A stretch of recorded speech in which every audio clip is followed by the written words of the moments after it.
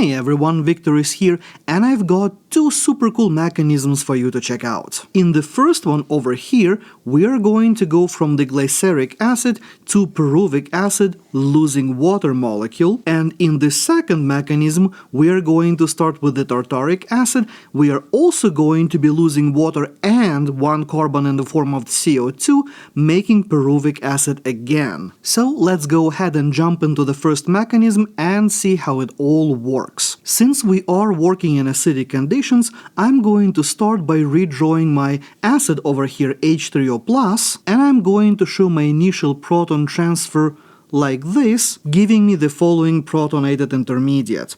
Then from this point we are going to have the enolization happening, so I'm going to show this hydrogen over here, and I'm going to bring an equivalent of water which I'm going to be using as a base, so water is going to come in, pull that proton off like so, giving me the following enol-like intermediate. Now this part is actually going to be somewhat similar to the aldol condensation part, where we are going to get rid of the OH group over here, but in order to do that we will have to protonate it first. So I'm going to bring my acid again, and I will do another proton transfer like that, giving me the following protonated intermediate, and then from this point I can show my leaving group dissociation like so, where I am essentially going to be breaking this carbon-oxygen bond over here and moving my double bond across, giving me the following enol species. Now, since I do have an enol intermediate here,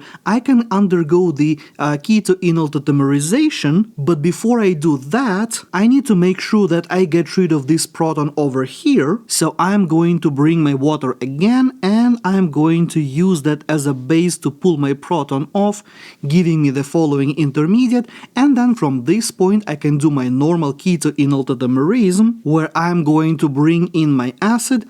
I will protonate the double bond like this, giving me the following species over here, and the last bit that I have left here is I need to deprotonate this oxygen over here, so I'm going to bring the water molecule again, and like in every case of proton transfer that I have on this mechanism, I'm going to have my water pulling this proton off like so, giving me my final product, the pyruvic acid here. Pretty cool, right?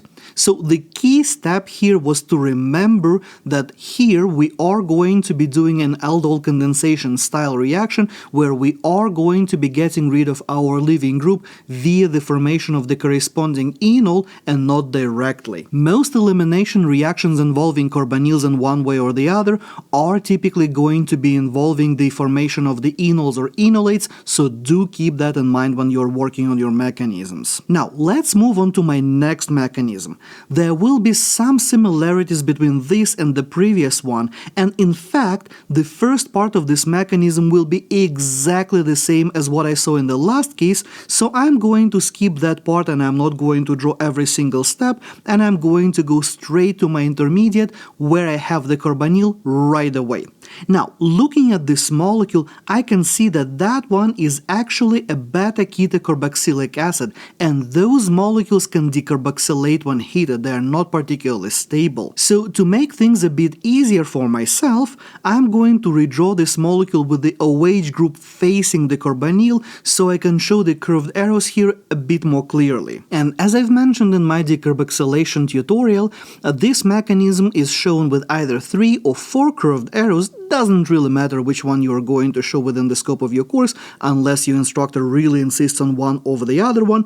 I'm going to do the 3-arrow version. So I'm going to show that these electrons going to grab my proton, these electrons going to go here, and we are going to be breaking our carbon-carbon bond, effectively releasing CO2. So this part over here is going to fall off in the form of the carbon dioxide, giving us our enol. And as I've mentioned, we are losing our carbon dioxide, so I'm showing it right over here instead of plus CO2 on the right side of this equation. And this molecule we have already seen in the previous mechanism. So finally, here we are going to go through the keto-enol tautomerism just like what we did in the previous reaction, making the same final product, pyruvic acid. So, what did you think about these mechanisms? Did you like them, hate them, a bit of both? Let me know in the comments below. And as always, thank you for watching.